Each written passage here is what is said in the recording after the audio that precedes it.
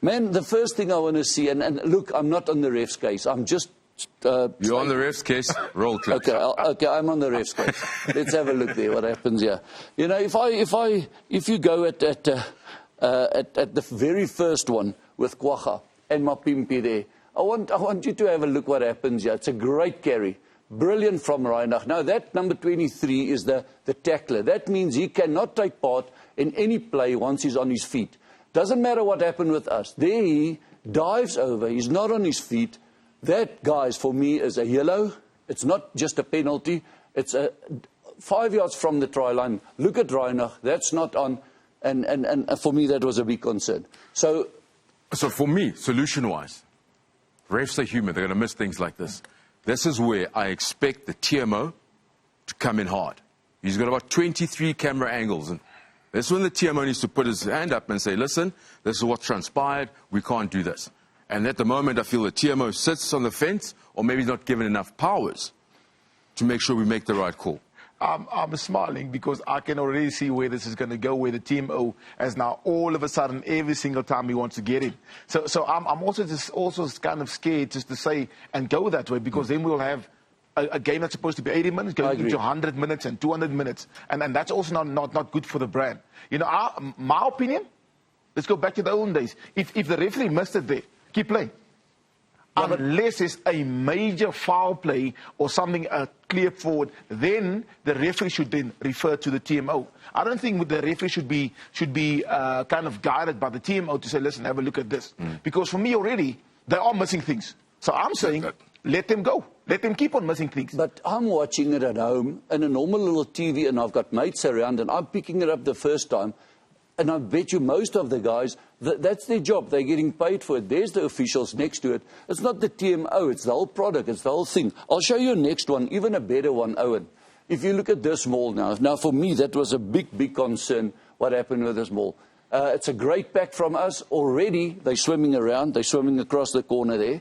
You'll see that Damien is in. Franz joins in. It's brilliant. Now, you can't go over the line even with your toe. Nothing can go over. You'll see they carry us back there. But there, look at the assistant ref there on the side. He's watching. The ref goes to him. He's watching. I'll show you now the view, what they saw.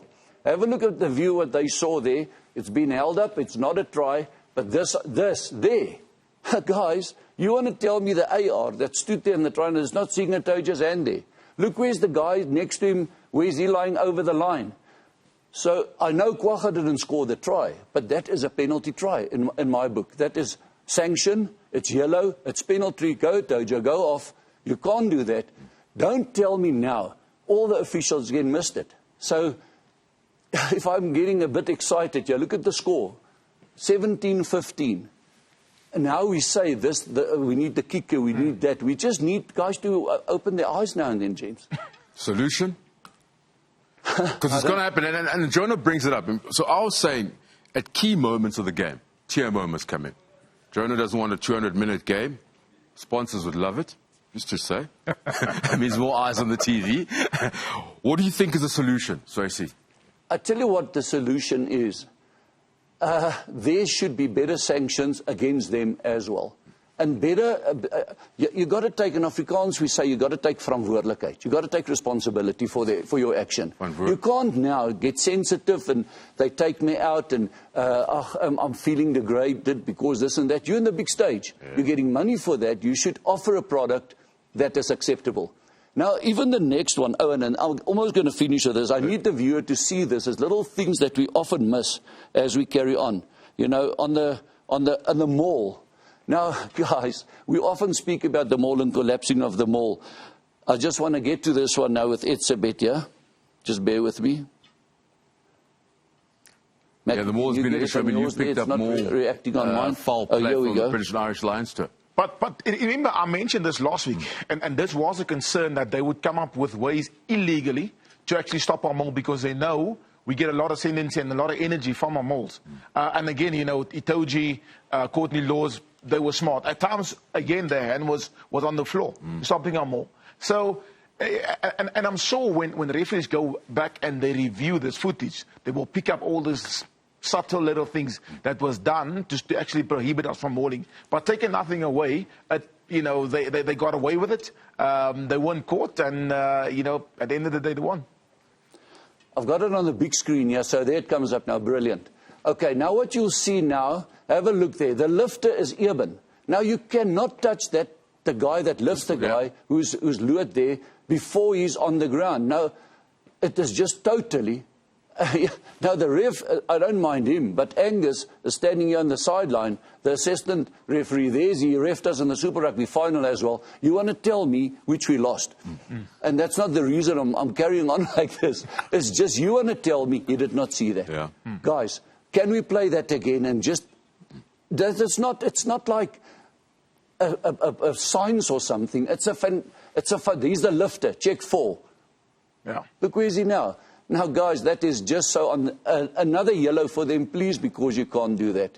So you say, from a review point of view, they'll sit around this team of referees and they'll have a review of this clash. Yeah. Swys, and you think there are no consequences? They'll get the next Test match, Six Nations coming up. They won't. I mean, have you ever heard of a referee coming out or the panel coming out in public and saying that the referee's been postponed or cancelled for the next 3 games because of bad refereeing? We've never heard it. Yet coaches get fired. Sponsors place a lot of pressure on coaches, but the referees never get that.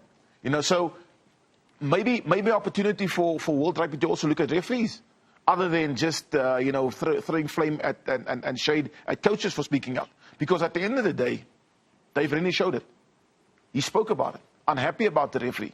So surely, if the coaches are unhappy, then something else got to give as well.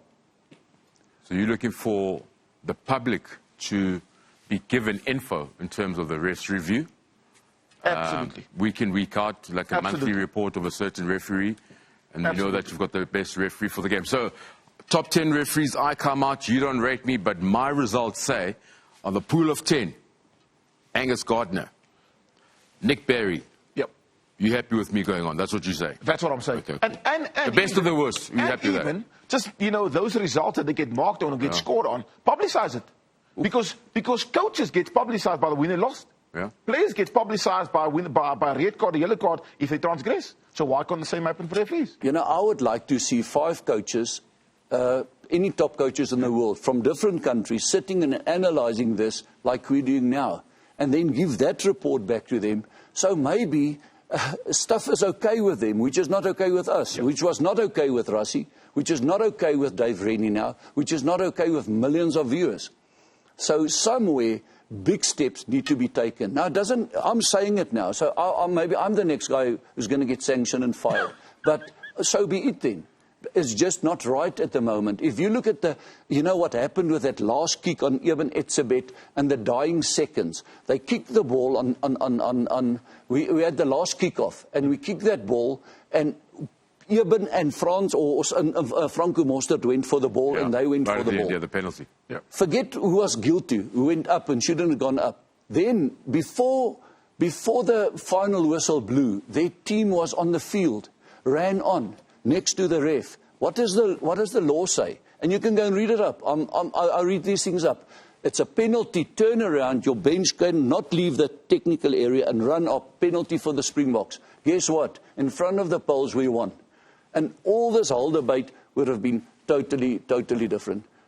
So, for me, it's a massive concern. Even if you look at this one. I wouldn't like to win a game like that. I understand the law, but that's just one way I wouldn't like to win a game. But fair call. Now, once again, they say to us, in the law, there was mitigating factors, he did go down. Yep. But if you there, they say it's not red, but at least yellow.